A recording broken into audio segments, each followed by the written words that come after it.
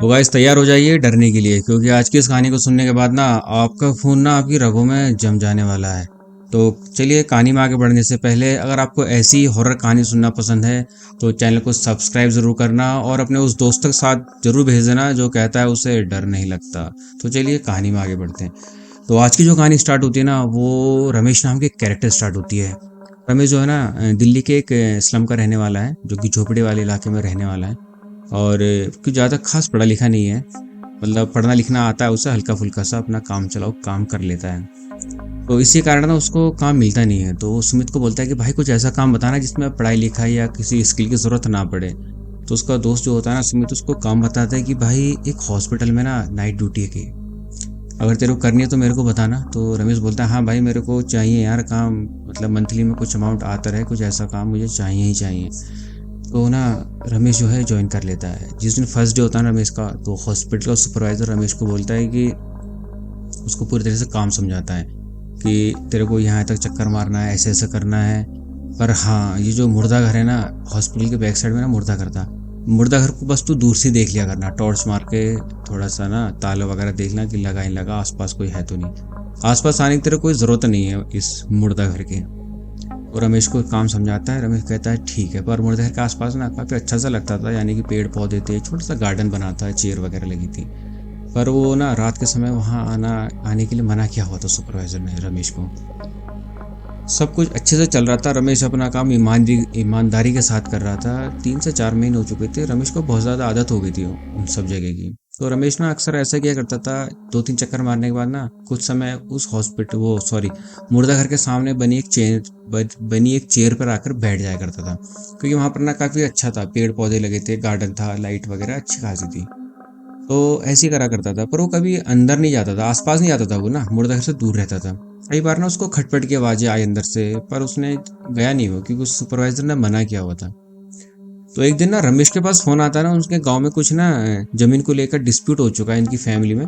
तो रमेश को वहां जाना था। रमेश जो है सुपरवाइजर को बोलता है, तो सुपरवाइजर कहता है यार ठीक है तू चला जा, और तो अपनी जगह पर ना किसी को रख कर जाना, नहीं तो देख हमें दूसरा बंदा रखना पड़ेगा अगर तू 3-4 दिन में नहीं आए तो। तो रमेश बोलता है कि यार वहाँ पे मे भी हफ्ता लग जाए, 10 दिन लग जाए। तो ना सुमित को ही बोलता है वो कि भाई तू ना यार कुछ दिन के लिए मेरी बदली काम कर ले, बाकी तेरा जो भी हिसाब किताब बनेगा वो मैं तेरे को दे दूंगा, ठीक है। जो भी तेरा हिसाब किताब होगा मैं तेरे को दे दूंगा। सुमित बोलता है ठीक है यार, वैसे ही मैं लेट नाइट ही घर आता हूँ, ठीक है मैं कर लूंगा काम। सुमित जो होता है थोड़ा सा आवारा किस्म का होता है, आवारा इन द सेंस कि लेट नाइट घर आना, कभी कभार शराब वगैरह पी लेता है, बाकी ईमानदार है तो वो कर लेता है। सुमित को ना रमेश बता के जाता है कि देख सुन, तेरे को ना घूमना है, क्या क्या करना है सब बताता है, पर तू ना मुर्दा घर के आसपास मत जाना, दूर से देख लिया करना कि ताला वगैरह ठीक ठाक है, आसपास कोई है तो नहीं, और खटपट कुछ भी हो अंदर से तेरे को कोशिश नहीं करनी अंदर जाने की बिल्कुल भी।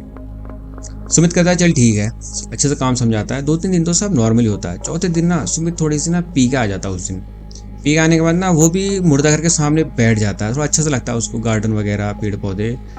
तो कुछ देर बैठने के बाद ना उसको अंदर से खटपट की आवाज आने लग जाती है। उसको ना रमेश की बात याद आती है, रमेश ने बोला था अंदर मत जाना। पर वो खटपट इतनी ज्यादा होने लगती है ना कि सुमित को रहा नहीं आता। सुमित दरवाजा खोल के ना, मतलब चाबी उसके पास रहती रात के समय, वो लॉक खोल के अंदर पहुंच जाता है। तो अंदर का माहौल थोड़ा सा ना शांत सा था, मुर्दा घर है कैसा माहौल हुआ। अंदर में बिल्कुल ठंडी ठंडी हवा सी चल रही है, ठीक है। तो वो जैसी वापस मुड़ता है ना आने के लिए, वो देखता सब नॉर्मल है। वो जैसी दरवाजे के पास पहुंचता है तो खटखट स्टार्ट हो जाती है एक बॉक्स के अंदर। तो वो जाकर ना तुरंत उस बॉक्स को खोल के देखता है आखिर मतलब क्या है इसके अंदर। खोलता है तो अंदर खाली होता है।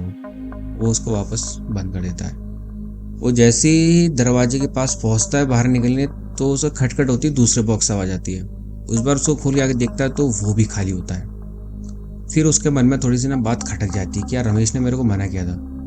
वो तुरंत अपने कदम में तेज तेज बढ़ाता है। तो क्या होता है उसकी नाक पे ना एक खून की बूंद टपकती है। वो जैसे ही ऊपर देखता है ना, तो क्या देखता है 2 डेड बॉडीज उल्टी लटकी हुई है, और उनके पूरे बाल ना नीचे की तरफ है, महिला है दोनों। रमेश सीधे वहां से 9-2-11 भागता भागते सीधे बाहर जाता है, दरवाजे बंद नहीं करता, सोचता है सुबह ही दरवाजा बंद करूंगा। फिर वो जो ना दूर से देखता है बस कि कोई अंदर से बाहर तो नहीं आ रहा, बाहर से अंदर तो नहीं जा रहा। खैर उस रात ना जैसे तैसे करके ना सुमित की रात कट जाती है। सुबह उठने के बाद ना सुमित जो है उस दरवाजे को लॉक वगैरह करता है, देखता अंदर जाके सब कुछ नॉर्मल है, कुछ है ही नहीं, जैसे जैसे यहाँ कुछ हुआ ही नहीं है। वो नीचे देखता है, खून के दाग धब्बे कुछ नहीं होते। एक बार तो उसको लगता है कि शायद मेरे मन का वहम होगा, पर इतना तगड़ा वहम नहीं हो सकता। वो सोचता है कि यार मैंने अपनी आंखों से सही तरीके से देखा है। खैर अगले दिन जाता है वो, 2 दिन फिर नहीं पी के जाता है। मतलब कि उसने सोच लिया मैं पी के जाऊंगा ही नहीं। वो बिना पिए एक दिन बैठा होता है, फिर से गार्डन बैठा होता है जो मुर्दा घर के बाहर बना होता है। उस बार ना उसको अंदर से आवाज थी, सुमित सुमित करके उसको पुकार रहे होते हैं। सुमित ना फिर से हिम्मत कर ही लेता है अंदर जाने की, देखता है आखिर क्या है। डर तो लग रहा है पर सुमित जो है ना थोड़ा सा हिम्मत दिखाता है अपनी। तो वो जैसे ही अंदर पहुंचता है ना, दरवाजा खोलता है, अंदर खटखट खटखट होने लगती है। 3-4 बक्सों में लगातार खटखट होती है। तो उसमें से एक बक्सा जैसे बाहर निकालता है ना, वो देखता है कि एक डेड बॉडी बाहर निकलती है, और आँख खोल के ना वो मतलब कि सीधे देख रही होती है जैसे जीवित हो। वो सफ़ेद पड़ा है पूरी तरीके से, बिल्कुल काली आंखें हो रही हैं और आंख उसने खोल रखी है। सुमित ना उस बक्से को तुरंत अंदर बंद करके तुरंत वहां से भागकर जाकर सुपरवाइजर को बताता है। वहां पे जाके ड्यूटी रूम होता है, उसको बताता है कि यार मैंने भी ऐसा ऐसा देखा है।